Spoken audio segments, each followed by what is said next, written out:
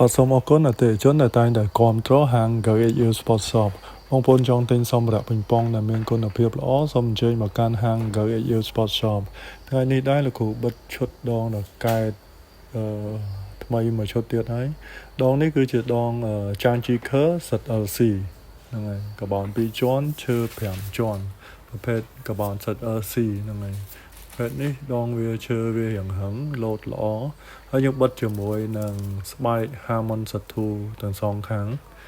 ជាមួយវ៉ាន់នីតាគូមួយទៀតហ្នឹងហើយឈុតដងនេះសម្រាប់យើងលេងអូសលេងផ្ទះលេងអតៈហ្នឹងហើយដោយសារវារៀងលោតណាឈុតនេះលោតល្អហ្នឹងហើយតម្លៃវាមួយឈុតហ្នឹងតម្លៃវាគឺ360ហ្នឹងហើយតម្លៃ360ហើយសូមបញ្ជាក់ថាចាន់ Checker ដងចាន់ Checker គេឈប់ផលិតហើយបើ butterfly ហ្នឹងហើយអញ្ចឹងយើងបិទមួយដើមនេះទៀតពួក ZLC នៅសល់តែ3ដើមឯនៅក្នុង stock អញ្ចឹងនៅបងប្អូនយើងដែលគ្រប់គ្រងដងរបស់ចាន់ Checker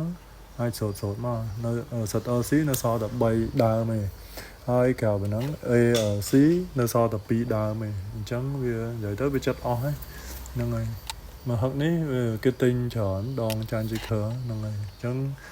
ZLC សល់3ដើមទៀតហើយ ALC សល់តែ2ណាអញ្ចឹងបងប្អូនត្រូវការអាចហ្នឹងហើយតំណមកលោកគ្រូមកតាមលេខ Telegram ដដែល016 36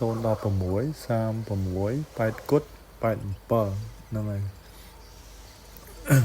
ហើយក្រៅពីហ្នឹងក៏យើងមានដងពិសេសជាពិសេសដង collection រូបពស់រូបនាគ